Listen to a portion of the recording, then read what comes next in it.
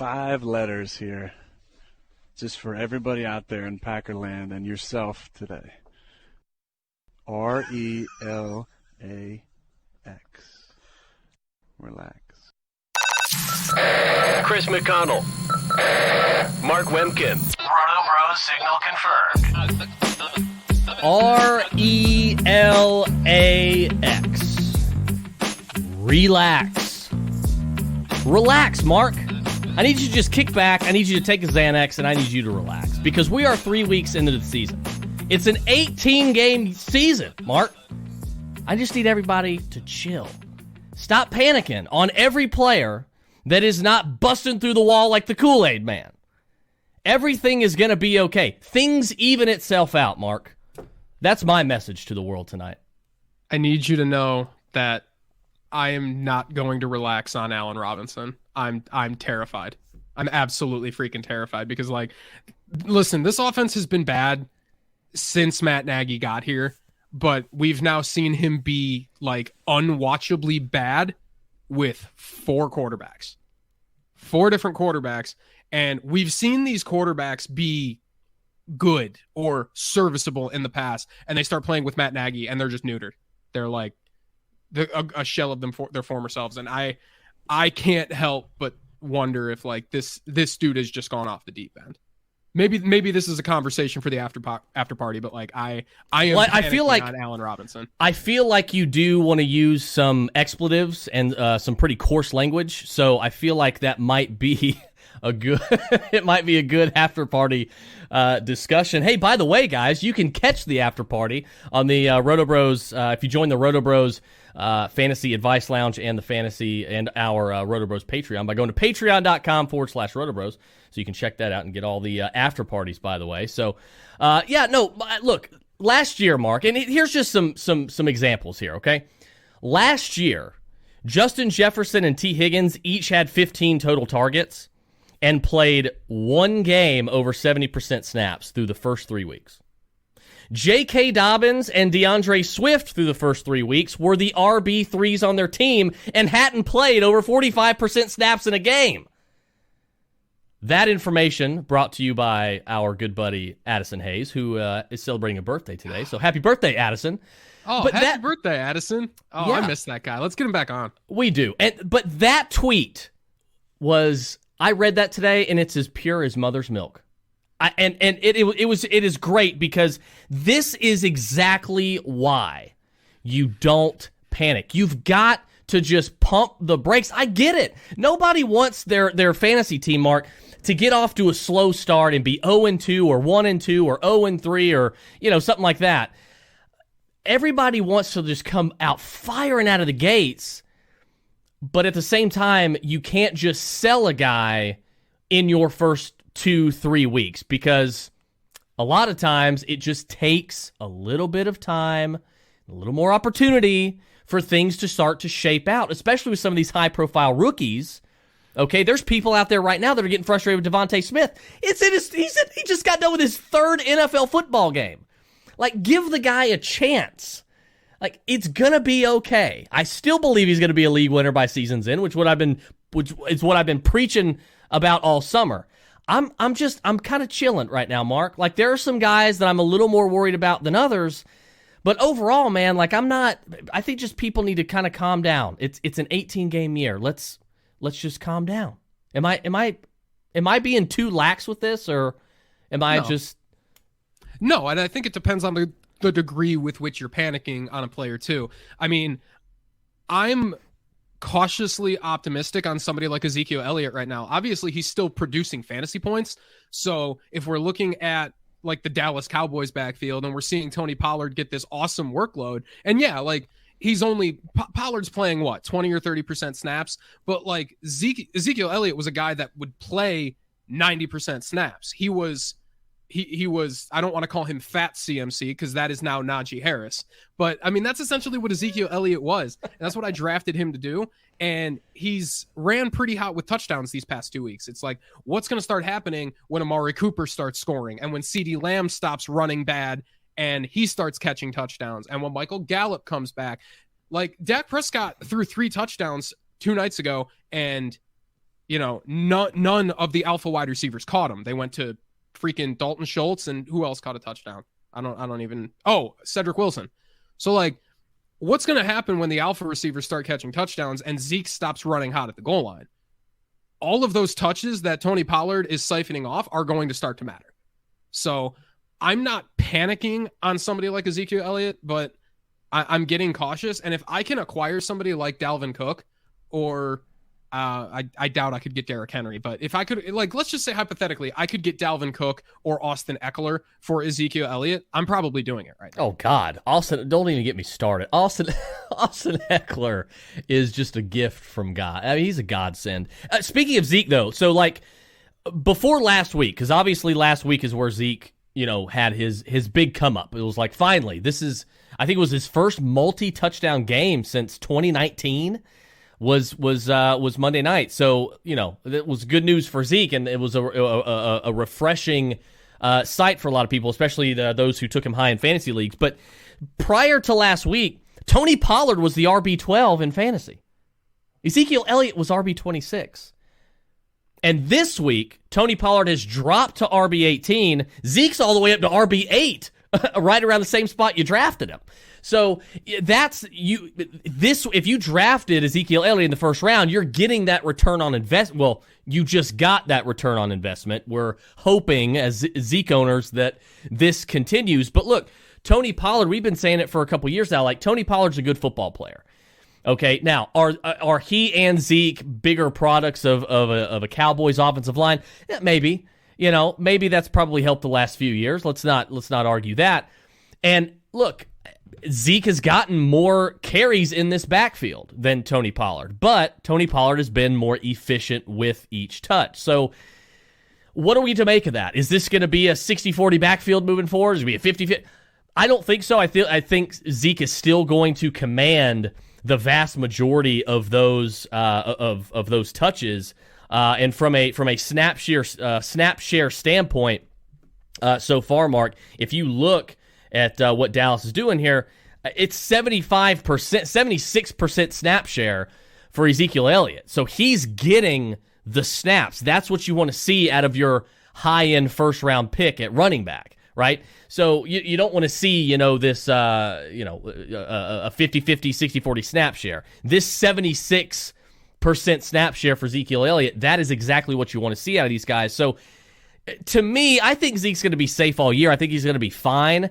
But I do think there are going to be games where, oh man, it went to Tony, touchdown went to Tony, on the goal line, or that reception in the red zone, that halfback swing pass went to Tony Pollard in the end zone, and those are going to be the ones that kind of eat you alive and they kind of upset you a lot. But I think Zeke, all in all, still going to be an RB1 in fantasy. I have no question about that. If you drafted him as a top 5 running back, that I think is where you might end up having a bad time. So if you're expecting top 5 production, I don't think you're really going to get that. But that's not where I was drafting Zeke. I was drafting pretty much all my redraft leagues. I was drafting, pick 9 or later. So I'm getting Zeke either in the early second round or at the end of the first round. And I think that I'm still going to get that safe return on investment from him. And look, if God forbid anything happens to Tony Pollard, but Zeke would be right back in the driver's seat for possible league winner status if that happens, in my opinion. And that's just my thing. I think any chance of Zeke becoming a true league winner or somebody with a massive win rate at the end of the year, that, unless Tony Pollard gets hurt, that's probably dead, which kind of sucks. But he can still be an above replacement win rate player. So that's why, you're not panic selling Zeke. You're just I think there's a small L to take on Zeke, and that L is just that instead of being a monstrous win rate player, he's probably going to be more like an average to slightly above average win rate player. And that's fine. That's completely fine, especially if you hit some home runs. Like, if you took Zeke in the first, somehow got Devontae Adams in the second, let's say you drafted before we knew Aaron Rodgers was going to be back. So you took Zeke in the first, you got Devontae Adams in the second, and you have DeAndre Swift in the third. You're probably stoked that Zeke is still performing, and that's just fine because somebody like Adams or Swift is going to be a massive win rate player. So Yeah, you don't have to be panicking on Zeke. Just I'm a little cautious. If that snap share starts to trend closer to 60%, that's when I'm nervous about my first round pick. That's when I'm really nervous about my first round pick. You remember, well, of course we do. We're all old enough to remember when Anthony Lynn essentially said that Jamal Williams was the RB1. He was the 1A. He wanted to use him a lot. And everybody started panicking on DeAndre Swift. Everybody was like, oh my God, this is going to be a death blow. But Jamal Williams, what did I say? All offseason, Jamal Williams was never a problem for Aaron Jones. He never kept Aaron Jones. What do you mean he was never a problem for Aaron Jones? Yes, he was. Really? The last 3 years, Aaron Jones has been he's been a top 5 running back the last 3 years. That doesn't seem like he's too much of a problem, Mark. Yes, but on 50 or 60% of the snaps. Like, we've I been don't care. I do, because I don't want to have to bank on massive efficiency for a guy to be good. Listen, he was a problem for Aaron Jones because Aaron Jones should have been the RB1. Not an RB1. He should have been the RB1 with a 30% win rate. Well, he was at one point. One of his he ended the season, was it 2018, 2019? And that was whenever Jamal Williams would get hurt and Aaron Jones would score 3 or 4 touchdowns. Aaron Jones made legit seasons out of this. I would know because I had Aaron Jones on my teams every year since I stopped being a Jamal Williams truther. This dude has been a thorn in the side of Aaron Jones owners for years. And like, absolutely not. Yeah, you get these massive spike weeks from Aaron Jones, and nobody loves a spike week more than I do. But then you get these weeks from Aaron Jones where he scores 15 fantasy points when he should have scored 30. But I'm not going to complain. 50% of the snaps last week. You are so greedy. He's still a problem. You are so greedy. You're damn right I'm greedy. I'm chasing 30% win rate players, not 10% win rate players. Imagine complaining about 15 fantasy points on occasion. Oh my God, Mark. Look, Aaron, to me, if you are finishing as a top 5 fantasy running back at the end of the year, 3 years in a row, I'm sorry. Your backup is not as big of a problem as you're making it out to be. And right now, I say all that to say, right now, DeAndre Swift, RB3. You are getting him in the 3rd round, and DeAndre Swift is the 3rd-ranked fantasy running back. Look, it's 3 weeks. I don't expect that to really hold up, but I do expect RB1 status to hold up because I have been saying since, I think, December of last year, that in 2021, DeAndre Swift is going to absolutely ignite. And that's exactly what's happening. Now, I was saying that before Jamal Williams was there. So, of course, when Jamal Williams got signed, I'm kind of a little bummed. I'm like, now he's, instead of being high-end RB1, he's probably going to be, RB8, 9, which is kind of, right around the area where I had him ranked. But DeAndre Swift, you are seeing the league-winning ceiling. This is a guy that is being targeted in the passing game. He is number 2 in the NFL behind rookie workhorse Najee Harris in targets. 23 targets for Najee Harris, or for DeAndre Swift, 27 for Najee Harris. That's 6 better than Christian McCaffrey and Chase Edmonds and Mike Davis and Kenyon Drake, who are all tied at 17.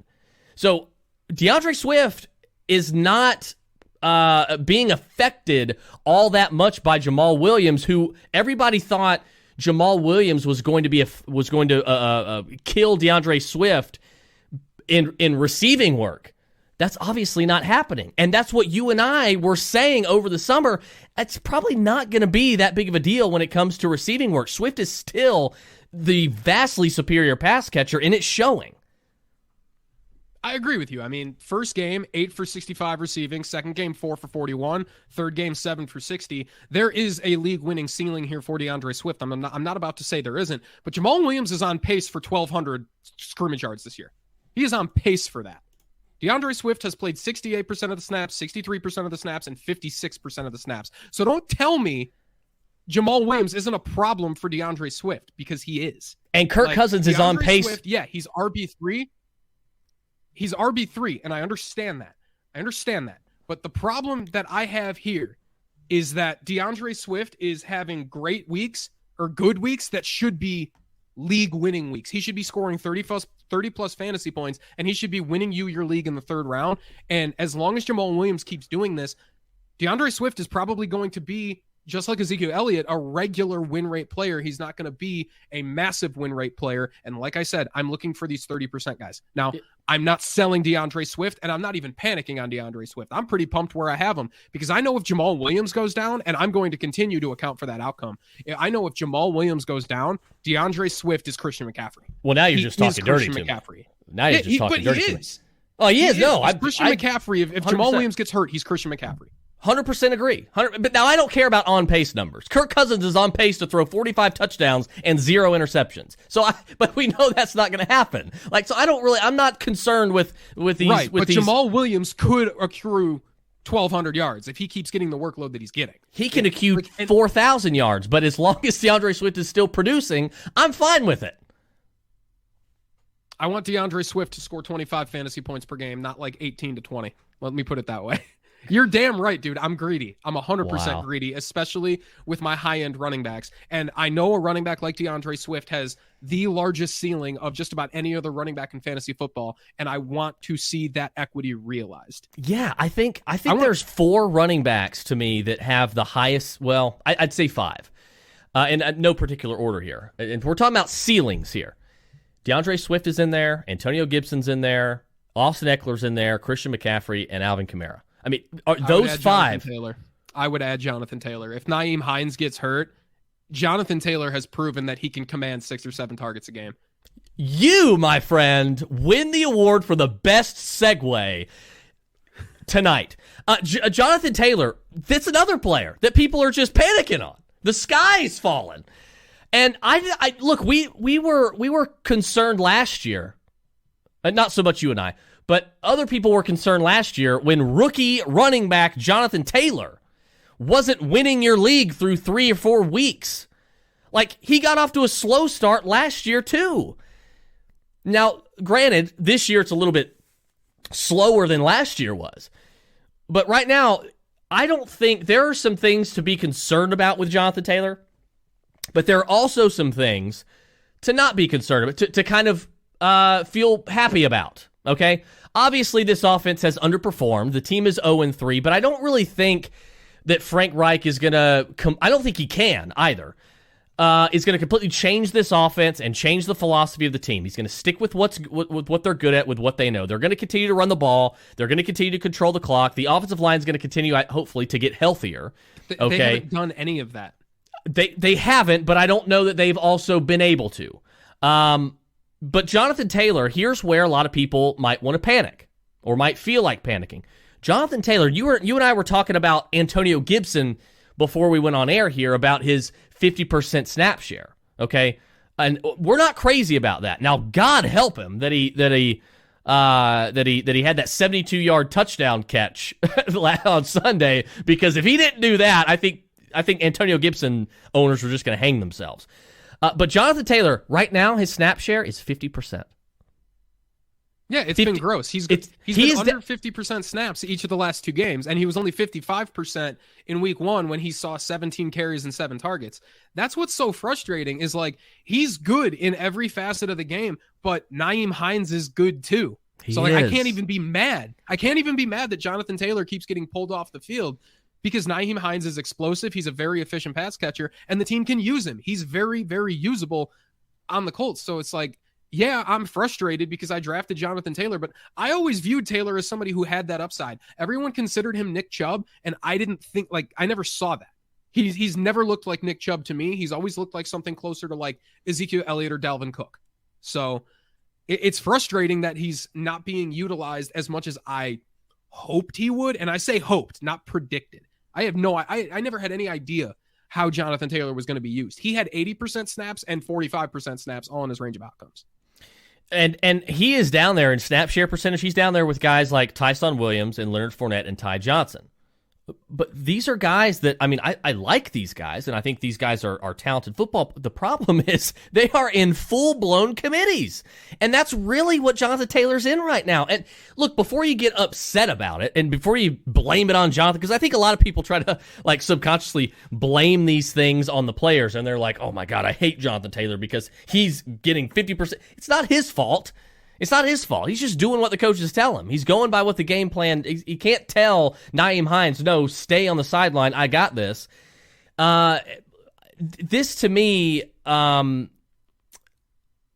it's a full-blown backfield. But again, Nyheim Hines is very, very good. He's the best pass catcher on the football team by a wide margin. And look, that's no disrespect to Jonathan Taylor. He's good at it. But Nyheim Hines is much better. It's not like if Justin Jackson for the Chargers or Josh Kelly, if they were getting a huge amount of the snaps and taking them from Austin Eckler, I would be wondering why. They aren't very good. They're not talented football players, okay, compared to their peers. So why would that be happening? That's where I would get upset. I can't get upset at the Colts because it's like, if I'm Frank Reich or I'm the offensive coordinator or I'm the running back coach, I'm going to do the same damn thing.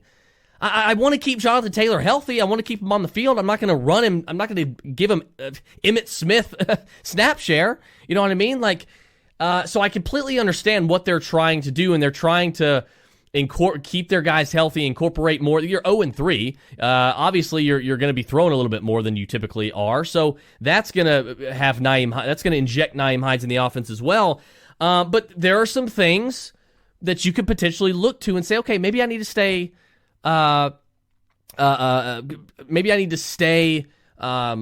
Patient with Jonathan Taylor. That's kind of where I'm at right now. I'm not panicking yet. Typically it's week 4. After week 4, week 5 is where I'm like, okay, this has become a legitimate trend. This is not just a mirage. But right now he is number 1 in juke rate in the NFL at running back. He's number 2 in evaded tackles, and Marlon Mack is about to get traded somewhere. They've already agreed to have a trade. Now, Marlon Mack was not active last week, and that's because they wanted to trade him. But that's just going to be one less active body that he'll have to worry about. So while it probably doesn't mean a whole lot, at least it's just another sort of notch in the belt. You can say, okay, whatever positivity I can take and get for Jonathan Taylor, I will take at this point. But there are some reasons to sort of be patient and sort of be optimistic. I think Taylor's going to be fine, but you and I said it before the season. It is, I think we said it in like June or July. It is shaping up to be Jonathan Taylor as less of an RB 3 to 5 and more like Jonathan Taylor, 9 to 13. And that's that. I think that's where the Nick Chubb comparisons came in, because that's probably ultimately where Nick Chubb is going to end up, is going to be in that 9 to 13 range. And I think that in that aspect, I think he and Nick Chubb are going to end up being alike, because they're not the primary pass catchers on their team. They're not even the most talented pass catchers on their team. And the pass catchers on their team, Nyheim Hines and Kareem Hunt, are going to be heavily involved, I think, all season. So we'll see kind of how that shapes out. But I mean, Jonathan Taylor is one of the biggest players right now that people are panicking on. Honestly, they should be. I have a decent amount of Jonathan Taylor. I mean, most of it is in Dynasty. I was actively drafting him in best ball. I didn't end up with like 20%, but I've got like somewhere between 10 to 12% Jonathan Taylor, because I wanted to account for that outcome where either Nyheim Hines gets hurt or the coaching staff just says, we've seen enough. We need to get this guy the football 25 times a game, because I think that was always possible. I that was always in the range of outcomes, but like, I don't know, man. With Jonathan Taylor, I'm nervous, and I feel like I'm not going to be able to get what I think I should get. I just need to start treating him on my roster as an RB2 and somebody that I can bench in favor of a more higher probability play, or somebody with a higher ceiling. Because Jonathan Taylor is going to be a high variance player now. There are going to be games where he sees 8 carries and 2 targets.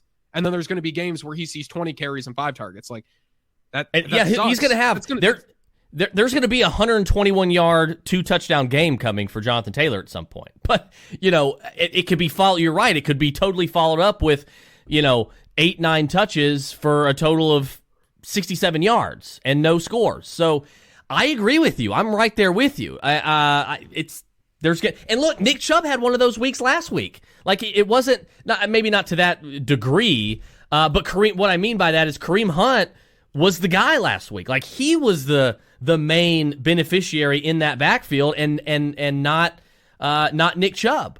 So I think to an extent, Nick Chubb could be that as well. He still had 84 rushing yards, so it wasn't a terrible day. But he didn't get in the end zone. He didn't have a single target. Nick Chubb has 3 targets on the year. Like that right there tells you he is not like RB3 to 5 is not going to be in his range of outcomes unless he's scoring almost 20 touchdowns on the ground. Like that's pretty much going to be or running for 1,300 yards. That's really going to be the only way I think Nick Chubb gets there. Nick Chubb hasn't even had 100 rushing yards in a game yet.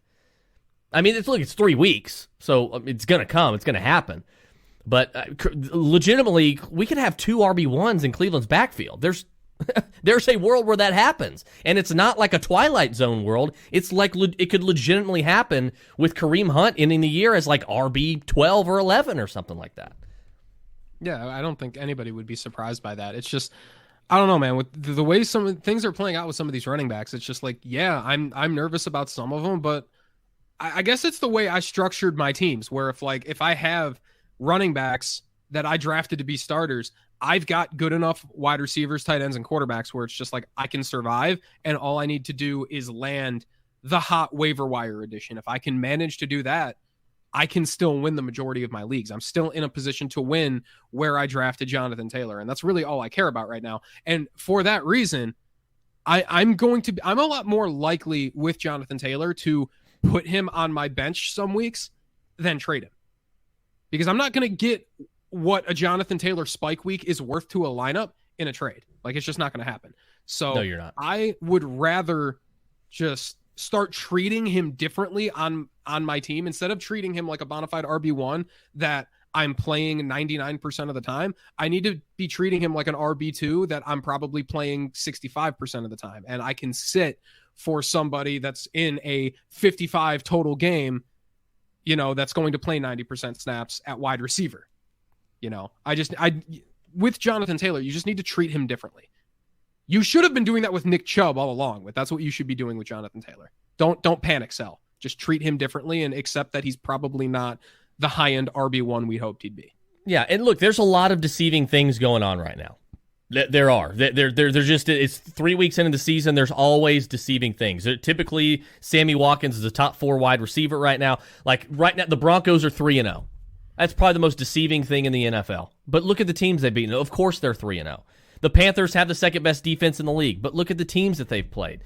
They were all along. They were probably going to have a top 5 defense through the first 3 weeks. Marquise Brown was wide receiver 8 up until last week before he dropped 3 touchdown passes. Now he's wide receiver 14 in fantasy. I don't even think that's going to stick. But then there are some things that I do think can stick. I do think that DeAndre Swift can stick as a top 5 running back in fantasy. I do. Last week, Demetric Felton was higher ranked in fantasy than Saquon Barkley. So, and that's another one. Barkley, there's so many running backs that everybody's just flipping out about and panicking. Saquon Barkley was another one. And they finally, look, Devontae Booker was inactive last week. Barkley took over. They unleashed him. Look, he didn't have 151 all-purpose yards and 2 scores, but he got the work that you want to see him get. I think he had 7 targets and 6 catches last week against Atlanta. So those are the things that you want to see out of Saquon. Saquon's not a problem. I think we all agree you're probably going to get the return on investment on him. Will he be RB1 in fantasy? No, probably not. It could be, but probably not. But is he going to be a top 5 running back? I would say so. Yes, I think that's something that's gonna end up sort of evening itself out. But there's another guy at the running back position on arguably the best offense in the NFL, and Clyde Edwards-Helaire. You and I think pretty much agreed for the most part over the summer about Clyde Edwards-Helaire. Rebuild offensive line. On paper, it should be one of the best offensive lines in the NFL. It should easily go from one of the worst last year to one of the best this year. So that's good. Le'Veon Bell's gone. You don't have Damian Williams is not going to be there for whatever that's worth. Like, Clyde Edwards-Helaire is the guy. There's no question. He was going to be a workhorse, and that's pretty much what he's been so far this year. His snap percentage is sky high. He's top 12 in the NFL in snap percentage, 66.2% snap percentage. So he is getting the snaps. He's getting those sort of opportunities. But through the first 2 weeks, everybody's panicking like, oh my God, this is This is a guy that we need to sell. And look, he didn't break 50 yards rushing through the first 2 weeks, and that's typically when a guy's getting that amount of snaps on that type of offense, you would think that 50 yards rushing isn't going to be that difficult for him. Look, he was RB 47 before last week, and with Saquon Barkley was RB 48. To give him another example, Clyde right now after last week's RB 34 and Saquon's RB 24, but last week he had 17 carries. Broke 100 yards finally, but he only saw 2 targets. So the work there, unfortunately, for Clyde is not there in the receiving game. Do you think it's ever going to be in their receiving game? I don't know that it is. I don't know that he is going to have those games where he's getting those 6 to 7 targets out of the backfield. How often do you see running backs that aren't explosive or fast command targets in the NFL? There you go. You don't see it. Like, I understand that Clyde Edwards-Helaire caught 55 balls his last season at LSU, but like he is not the archetype player that we see get 20 carries and 5 targets every game, and he never was. And that's why he never should have usurped Jonathan Taylor in the dynasty rankings last year after the Chiefs took him. It never made sense. It was an example of people overreacting to a landing spot. And like, landing spots matter, but not nearly, especially for running backs. Not nearly as much as like draft capital and athleticism. Athleticism, I would argue, is the second most important thing for a running back in fantasy football. Draft capital matters the most. Landing spot probably matters third. Because if he's getting 25 touches a game, it doesn't matter if he's on the worst offense in the NFL. He's going to find a way to score fantasy points. Look James at Najee Robinson. Harris. James Robinson, but look, Najee Harris. like James Robinson, perfect. Najee Harris, like, this is just what's going to happen if he never leaves the field. This team could go 0-17, and if he's never leaving the field, he'll get you 18 to 20 fantasy points per game. It's almost impossible for him not to. Yeah, so, and he'll be an RB2. He'll probably be an RB2, and that's kind of where I had him. I had him as a high-end RB2, but, I don't know, man. I still just don't know if he's it. I just don't know if this is ever going to be the sort of player. I don't think, as a matter of fact, that he is going to be. We're still talking about CEH, right? Yeah. He ain't it. I don't see it, man. He never was. Yeah. He never was. I think he's a loot. Go ahead. I think if you were going to sell Clyde Edwards-Helaire, I would say now's the time to do it, because when's the next time we're going to see him get over 100 yards rushing and have a game like he did, an impressive game like he did, if you even want to call it that impressive. I mean, I don't know that this is going to happen very often this year, and if you were thinking about getting off of him through the first 2 weeks, you might want to do so now and see if you can replace him. Like, you're not going to be able to get a guy, I don't think, like a DeAndre Swift, unless you're like in some crazy home league where nobody, really knows what they're doing. But if you're playing in any semblance of a league that has any sort of, intellect at all, you're not gonna be able to get a guy like that. Now, let me ask you, would you sell Clyde Edwards-Helaire for David Montgomery? No, absolutely not. Give me Clyde Edwards-Helaire. Really? They're essentially the same player. They're probably going to rely mostly on rushing volume to produce, except Clyde Edwards-Helaire is going to have significantly more scoring upside or touchdown probability. Like, I mean, I don't want anybody on the Bears right now. I don't want to start any of them. Like, I have never seen an offense look this inept in my life. And like, I don't even play fantasy football with football information anymore, and I still can't bring myself to start Bears. It like, I honestly can't believe what I'm seeing. It's so bad. Unless, of course, it's week 1 and the wide receivers projected 11 targets, and You're it's still wrong. You're still wrong. He saw Chris. Number 1, this is a 3-week-old argument. Number 2, he saw 11 targets, and if you're not betting on dudes that are going to see 11 targets, like I can't help you.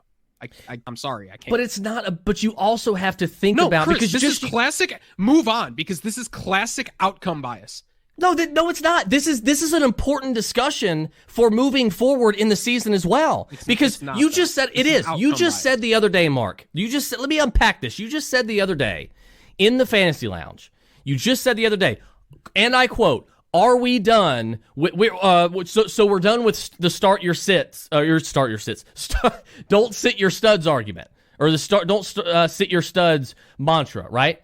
And so we were referring I believe, to Allen Robinson. But even if we're not, we know that Allen Robinson's a stud. We know he is the most underappreciated, underrated, most disrespected wide receiver in the entire NFL. And look, I'm probably going to start Allen Robinson the vast majority of weeks because I do think Justin Fields, it is going to click for him, probably beginning this week against the Lions.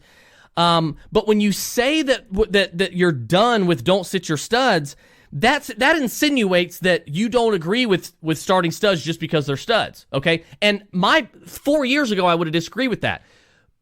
My sense has changed now, but we know that Allen Robinson is an alpha receiver in fantasy and reality. We know this. So we have a logical base of information to say, you know what? He is probably going to command targets regardless. We can feel safe with his projected targets pretty much every single week. Okay? So we know he's going to get a healthy amount of targets whenever he's on the field. So when you essentially say don't bench receivers when they're projected for a lot of targets, that's almost the same thing as don't sit your stud receivers because they're studs. You know they're going to get targets. My problem with him was Andy Dalton starting, getting chased by Aaron Donald behind a bad offensive line, and while all the while that is going on, trying to get the ball to Allen Robinson while being covered by Jalen Ramsey. There is such a thing as quality of targets. If Andy Dalton has 6 seconds in the pocket, the quality of targets that Allen Robinson is going to receive is completely different than the quality of targets he's going to receive in the 2 seconds he has while Aaron Donald is chasing him down. That was the whole point in week 1, and I was right. Okay. No, sure, you were. The right outcome that you predicted happened. But all I'm saying is that Allen Robinson saw 11 targets, and knowing that, having that information, we can look back and go, holy shit, he saw 11 targets. Maybe benching him was stupid. I understand. I totally endorse being open to sitting your studs within reason. I need more context, especially if I'm answering a start-sit question. I just gave you all the context. That's kind of why I leave. No, that is not the context I'm interested in. I'm not interested in football takes. I'm interested in why are you sitting your stud? Why do you need to sit a stud to beat your opponent? Why? Are you projected to lose by 25 points? Is your stud projecting poorly because his quarterback is out, or the game has a really low total? That's information I need. I need to know why you need to bench your stud to beat your opponent. I'm not interested in football takes, honestly. I mean, the fact of the matter is with this Rams game is all of the Rams projected insanely well. They were projected to score 28 points. That was their team total. You knew the Bears were going to be chasing. I'm not afraid of Jalen Ramsey. I'm not afraid of Aaron Donald in fantasy football. Yeah, real football, sure, maybe.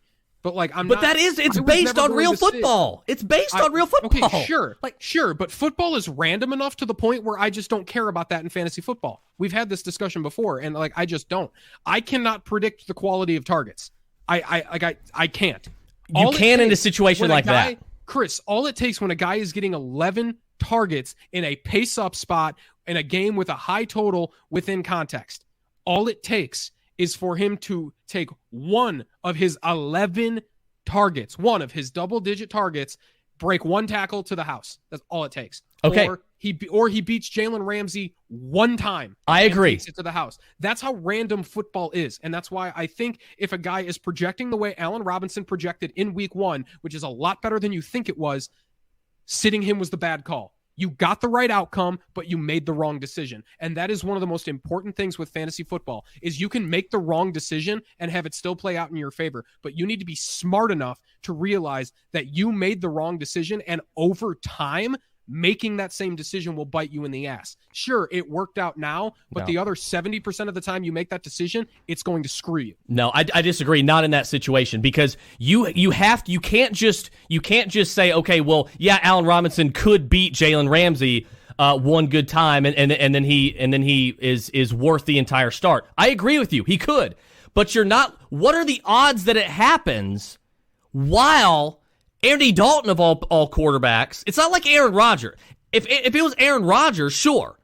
It's Andy Dalton with. You're asking the wrong questions. No, I'm not. No, I'm not. No, I'm not, Mark. What are the odds of it happening? Mark, you're asking, no. What are the odds of it happening with Andy Dalton at quarterback when you should be asking, no. What are the odds of it happening when he sees 11 I almost just said the F word. He sees 11 targets in a game. But there's more to the matters. question. It's not I just don't care who is throwing him the ball. If he's going to see 11, if a professional receiver as talented as Allen Robinson is going to see 11 targets in a dome against a team that could lead them to a shootout. Again, this was week 1. We had no idea what was going to happen. The Bears offense could have looked significantly better. You had no clue. You had no clue that Aaron Donald was going to chase down Andy Dalton and give that defensive line was going to give him that defensive line was going to give him significantly less time in the pocket. You had no clue that was going to happen. Yes, it is. Go back and watch the game. Andy Dalton had no time to throw. 3 times. He had no time. What happened? Mark, he had no time to throw. When a quarterback, the Bears were moving the football. I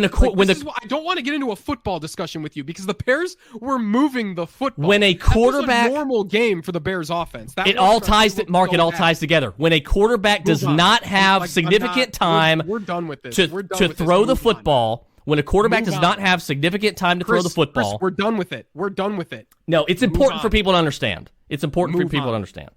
It's a bad argument. Move on. It's not. It is not. It's really bad. And if anybody wants to know more, you just DM me, and I will explain this in more detail. And then hopefully you can explain to Chris why sitting a guy who was projected for 9 to 11 targets was dumb. Typically it is, but not in that situation. Not in that situation. If it's just Jalen Ramsey, that's different. But it's a trifecta of huge football problems. And I don't care whether you don't care about real life football philosophy. It ties in. It matters. It matters. We're on to Cincinnati because this argument's dumb. We are on to Cincinnati. Cincinnati plays Jacksonville tomorrow night. And this game, to me, I'm really excited about it. Because not only does my favorite player, Joe Burrow, as you can see, not only does he play tomorrow night. Imagine drafting Joe Burrow as your starting quarterback in fantasy. Look, hey, right now, he's number one in the NFL. He's number one in the NFL in red zone efficiency at quarterback. Just so everybody knows. So look, it's gonna be fine. Joe's gonna be fine. T. Higgins is gonna be out. Jamar Chase has no C.J. Henderson now to worry about because C.J. got shipped to the Panthers, and now Dan Arnold. We get to see Dan Arnold. He's not with the Panthers anymore.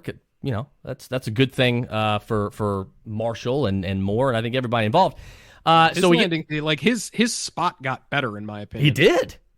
I was going to say the same thing. It did. No, and so this to me, do you think that? I mean, this could be a legitimate an entertaining fantasy game. I could totally see this being like a 34-28 game or something like that. Sure. Now, with Joe Burrow, it's like I'm not about to argue whether or not he's a good NFL quarterback because frankly, he's given us 2 great performances and then he ran really, really bad against the Bears.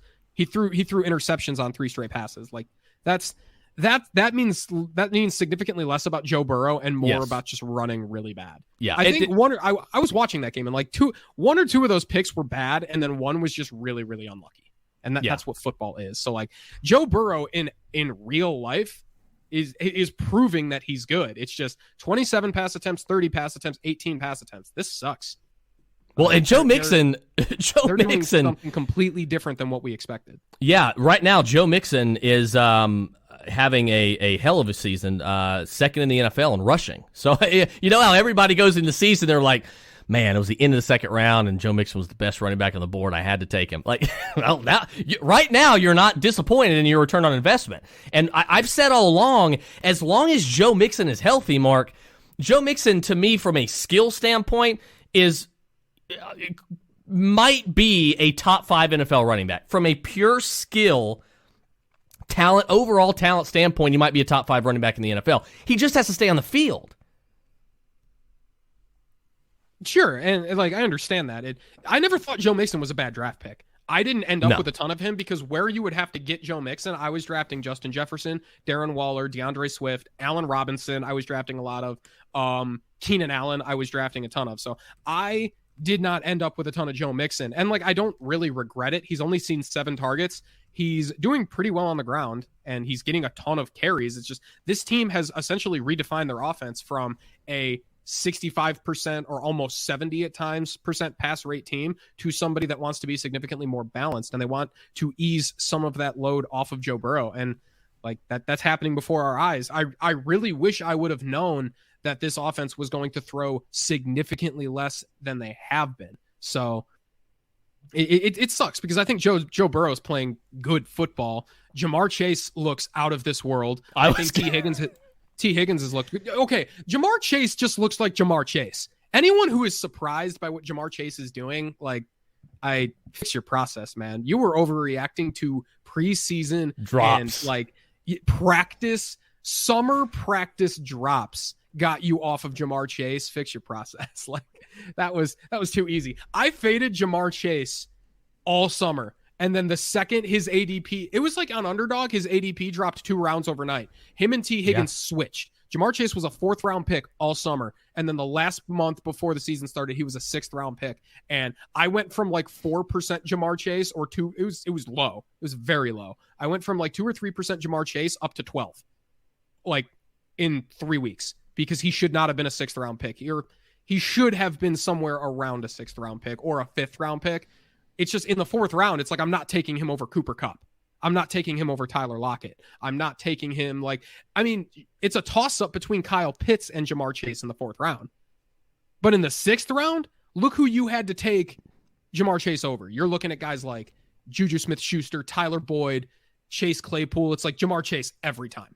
Literally every time. Unless Adam Thielen is there. Your favorite guy. The best Vikings receiver every year for the past 9 years, it seems like, Mark. He just won't stop catching touchdowns. And like every time he catches a touchdown, he turns like a mediocre, a 6 for 39 game or a 6 for 50 game into a high-end wide receiver 2 or a low-end wide receiver 1 fantasy week. I just get the Jesse Pinkman meme in my head from Breaking Bad where he's just like, he can't keep getting away with it. That's all I can think about. Like these last 2 games, I mean, yeah, he's seen great work, but I mean, 6 for 39, 6 for 50, he's bailed himself out because he's got 4 touchdowns. It's like, he's going to stop running hot on touchdowns at some point. I don't know when it's going to be, but he'll stop running hot at some point. Yeah. And I think his targets and receptions are always going to be safe. I don't think he's necessarily going to fall. I'm not. Look, Adam Thielen right now. Let me see. Adam Thielen right now is wide receiver 4 in fantasy. That is not going to hold up. Can he be a wide receiver 1? Yes. And I ranked Justin Jefferson and Adam Thielen as wide receiver 1s in fantasy this year. And I think he's going to be more wide receiver 11, 12, 13. Right there. That's where I think he could finish his 10 as well. But I think that's going to be the range where he is a back-end wide receiver 1 in fantasy. But look, Mark, you were getting that in the 6th round. Like, to me, he was the biggest. I mean, who's the better value at wide receiver? A guy like Mike Williams that's probably not going to be able to keep up the production that he's having over Adam Thielen? I don't think so. To me, Adam Thielen is still the best wide receiver value that you were able to get in the draft in the 6th round. And his quarterback has so far been the best quarterback value that you were able to get in the draft because Kirk Cousins is lighting the earth on fire right now. He's one of only 3 quarterbacks that hasn't even thrown an interception. So Kirk Cousins is playing out of his mind. And for some reason, everybody still is going to think that Kirk Cousins sucks. I don't know why that is still a thing. He's obviously good, but I don't understand it. But the Vikings, to me, I mean, God, it's just a fantasy factory. I mean, Cook goes down, Alex Madison comes in last week and just does his thing. Like, I mean, we knew, that wasn't going to be an issue. It just, from every angle, even Tyler Conklin's becoming fantasy relevant. Like, from every angle, everybody on offense is fantasy relevant for the Vikings. You know why that's happening, right? You can guess why the Vikings are doing what they're doing, right? Their defense is terrible. Their defense is terrible. They're one of the worst defenses in the NFL. Like, there are going to be games where Kirk only throws 20 or 25 passes because they're pounding some garbage team into the mud. But as long as they're playing competent offenses, this team is going to be in shootouts every week. Literally every week. And that was something that was an outcome that I don't think I projected well enough for. What Derek Carr is doing right now and what the Raiders offense is doing, I was like all in on that. I have so many Raiders stacks on Underdog that like I'm just printing money right now. But I don't have that same thing for the Vikings, and I think that was bad process on my part. Like, why would I do this with the Raiders and not continuously do this with the Vikings? I genuinely think 3-player stacks of Justin Jefferson, Adam Thielen, Kirk Cousins are a lot lower owned in like these underdog tournaments than they should be. They're a lot lower owned than they should be. Yeah, and you mentioned the Raiders. Like nobody was projecting that. Like this is just absurd. Henry Ruggs, by the way, Henry Ruggs is leading the team in yards per game. Mark, like they're using him. His route tree is expanded. This is what we wanted. This is what we wanted last year. When you're the first receiver off the board, this is what has to happen. This is what we wanted to see out of Henry Ruggs. Now, is he going to be like a fantasy dynamo at receiver? Jury's still out on that. I still don't think so, but this is what you want to see. Like, he could become fantasy viable if this continues. He's still only playing like half the snaps, and that's what's kind of tough. That's the second piece to the puzzle. If that changes... Brian Edwards has looked like an NFL wide receiver, too. He's got games of 81 and 89 yards. Hasn't caught any touchdowns, but like... And I mean, he's not playing all the snaps either. He's got 66%, 74, and 76. So, like, Brian Edwards is playing a lot. What's his ADOT? What's it? I don't have it in front of me. High. I know. That's what I was going to say. I've got his yards per reception and yards per target. His yards per target's ridiculous. He's getting these garbage time deep targets. So I knew his yards per target they're not like garbage time because the Raiders are 3-0. Well, most of his big time plays have come at the very end of these games. Is pretty much what I meant. Fine. He's on the field for 75% snaps and he's commanding weighted usage. Like Brian Edwards will have a spike week at some point, but like same thing with Henry Ruggs. I mean, I don't think they're that different of players at this point. The way they're using Brian Edwards, him and Henry Ruggs are like almost the same player. And if the Raiders are going to keep throwing like this, like I'm interested. I'm genuinely interested. You've got 3 legitimate receiving threats that are really well, one of them's obviously already blossomed. 2 of them are beginning to blossom. Only 3? Well, apologize to Hunter Renfrow. Well, okay, Hunter Renfrow. I wasn't really talking about in fantasy, but in reality, Hunter Renfrow as well. And then you've got Kenyon Drake, who is tied for 3rd or 4th in the league and at running back in targets. And eventually, we know this Kenyon Drake's song and dance. Eventually, the train's going to get on the tracks and he's going to be fine, and that's going to produce his fantasy numbers for him. But these, like, they have no shortage of weapons when they throw the ball. So this whole reason here, this is why Derek Carr is having a great year in fantasy and reality. So you're right, though. Like, they have this team, man, like, this could be another fantasy factory, kind of like Minnesota. Are you interested in buying any of these wide receivers? I'm not. To be quite honest with you, I think I would buy. I'm not buying Hunter Renfrow. I'm just not. I'm sorry. I'm not. I'm not going to buy Henry Ruggs yet, but I am interested, and I do have because he went undrafted in a lot of leagues. Actually, I do have a lot of shares now at the end of my redraft benches. Now he's like the 6th wide receiver on my team, but I do have a lot of Brian Edwards because I think Brian Edwards. What happened? I always liked the talent of Brian Edwards. I think we were going head to head, Brian Edwards and somebody. I can't remember who it was. I from a fantasy perspective, but I didn't know that Brian Edwards was going to be used in this fashion and that Derek Carr was going to play like this. And if this continues, yeah, give me all the Brian Edwards, because I think Brian Edwards, his style of play and the type of the archetype receiver that he is, I think is more can be more sustainable for fantasy relevancy, if that makes sense, than a guy like Henry Ruggs. I do think Henry Ruggs is still going to be. They are not using him this year like as that John Ross archetype. We did a show over the summer about this John Ross archetype, and Henry Ruggs was featured on that. We talked in depth about that. They're not using him like that. They are using him, and I'm not, again, when he was drafted in the first round, what was the first thought that went through at least through my head? Oh, they're in the same division as Tyreek Hill. It's a copycat league. They want to try and find their Tyreek Hill. This is a guy they can use in that same way. They're kind of using him in that way. Now, he's not as good and he doesn't have that impact just yet. That could happen over time, but this is exactly the way that we wanted Henry Ruggs to be used. So, look, jury's out on Henry Ruggs. I'm not buying, I'm not selling, I'm just sort of holding. But right now, Henry Ruggs, I'm just saying. It's tough to buy Henry Ruggs now because over the summer, you could get him as a throw-in in trades. I know. Isn't that crazy?